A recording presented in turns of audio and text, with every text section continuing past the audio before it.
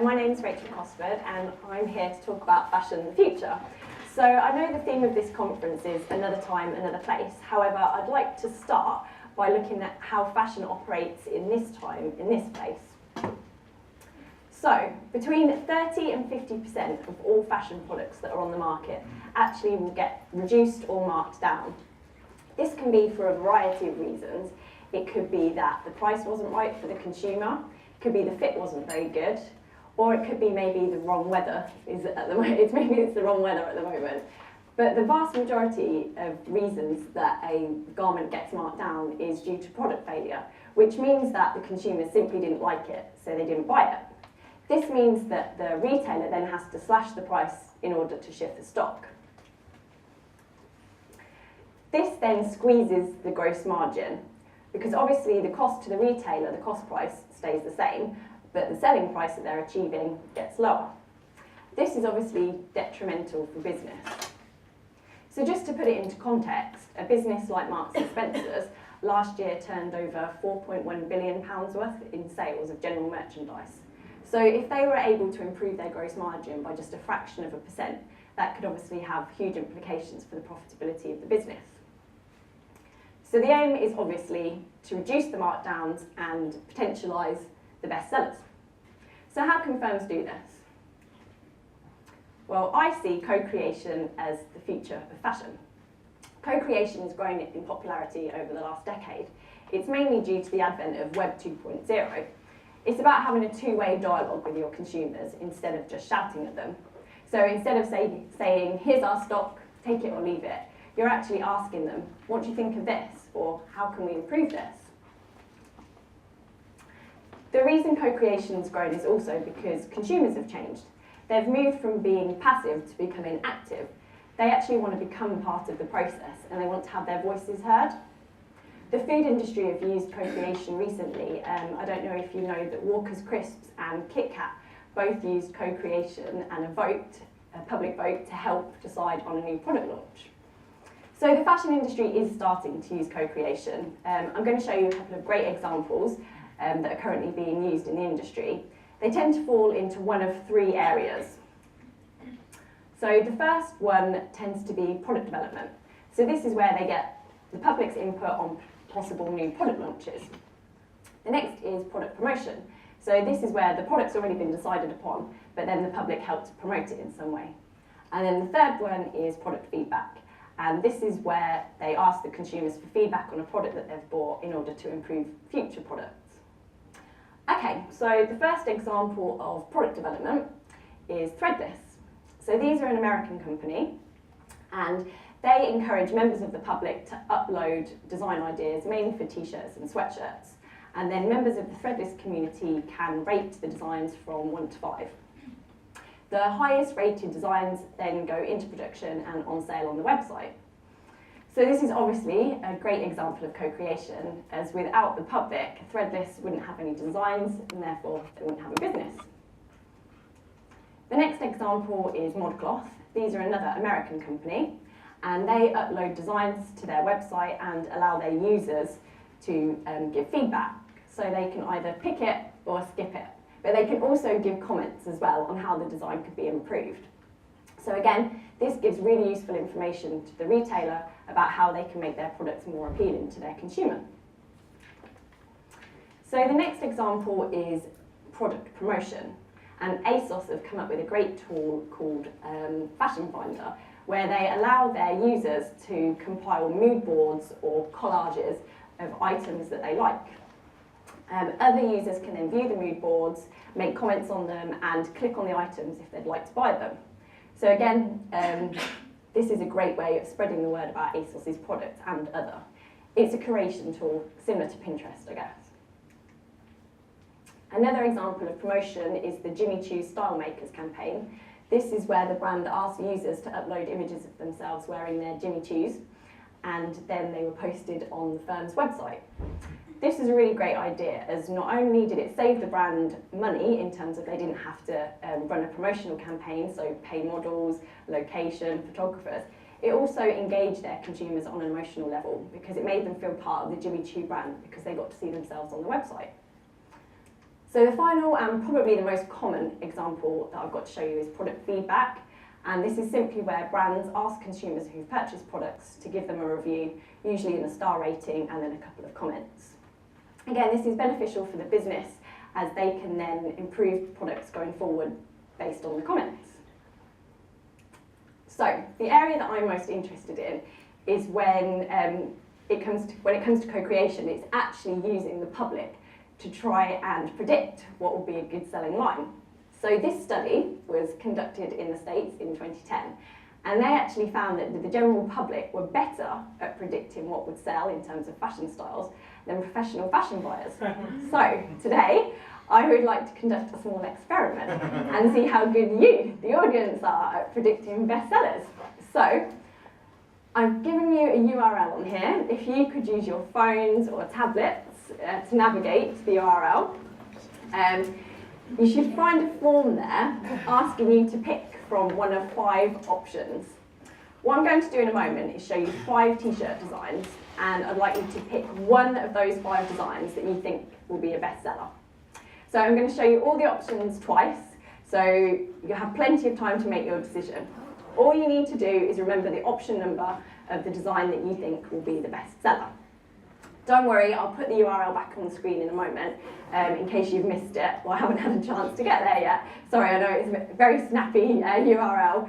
Okay, so here come the options. They've all been on sale on a well-known high street retailer's website, and they were all priced at the same price point of £18. So you just need to pick your favourite, and I'm going to go through twice.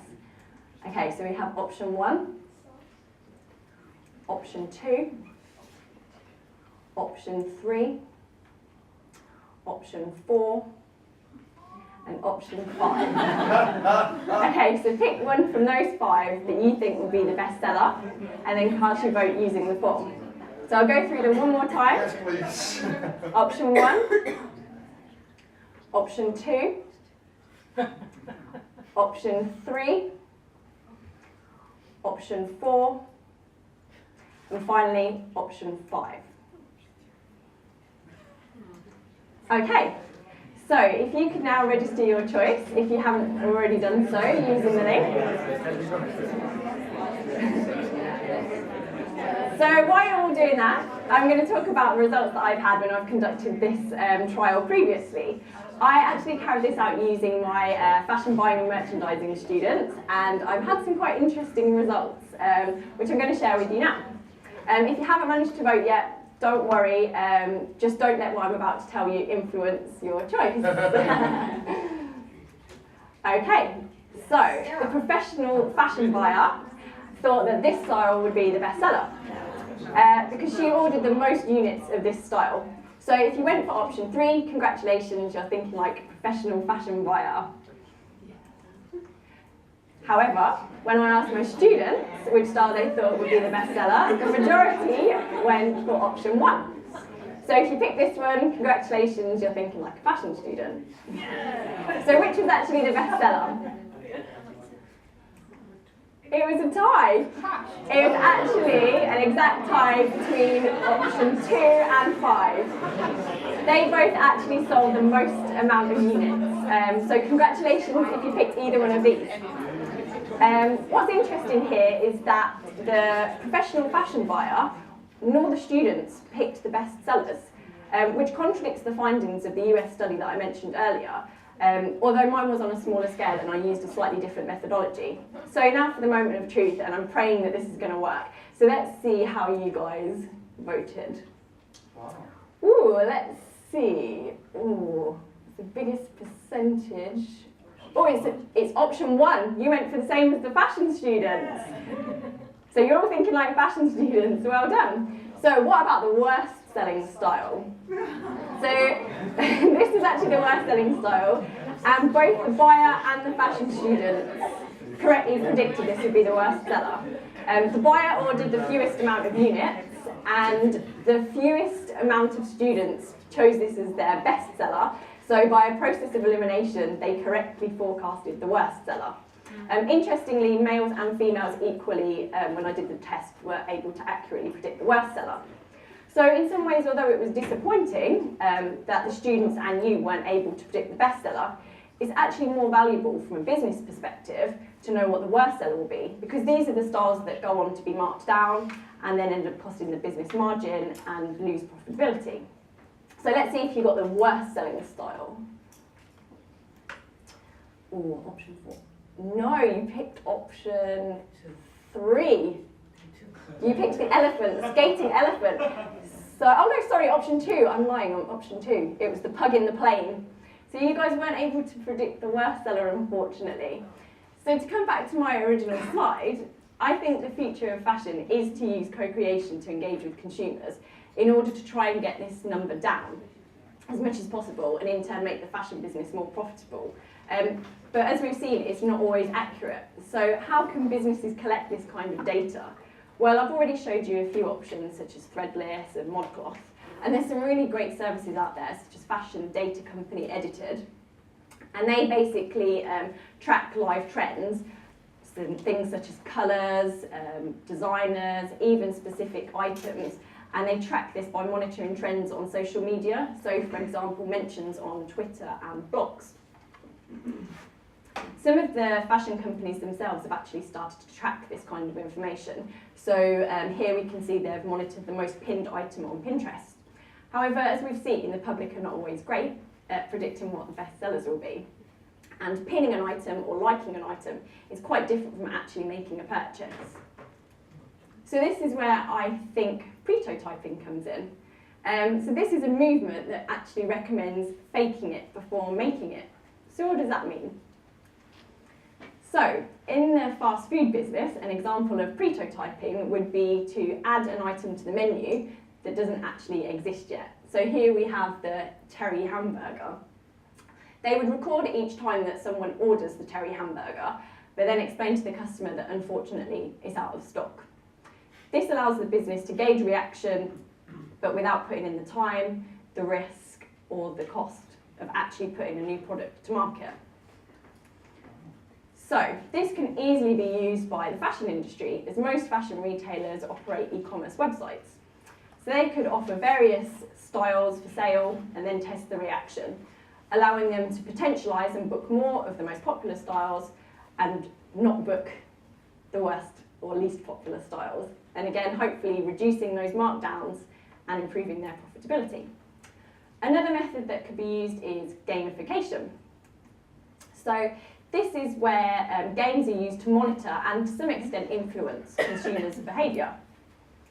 So here's an example of a Facebook game that I was involved in developing. It's called the Fashion Intern, and players are encouraged to pretend that they're a fashion intern working for a well-known fashion magazine, and they are working in the fashion cupboard, and their job is to sort the samples into various categories. So here we have, they can say whether they love it, they're not sure, or they hate it. The players then earn points for accuracy and volume. The points then can be redeemed in the form of discounts for their favourite retailers. So again, this allows the retailer to gather valuable data on possible best and worst selling styles. So to conclude, I see fashion in the future as not just a dialogue, not just a one-way conversation, but where consumers are actively becoming involved in the creative process. I think this can be through many of the various examples that I've shared with you today. So it could be product development, it could be product feedback, or product promotion. It could be gamification, or it could be pretotyping. I think all these have the potential to make fashion the future a more profitable and maybe even a more fun place to be. Thank you.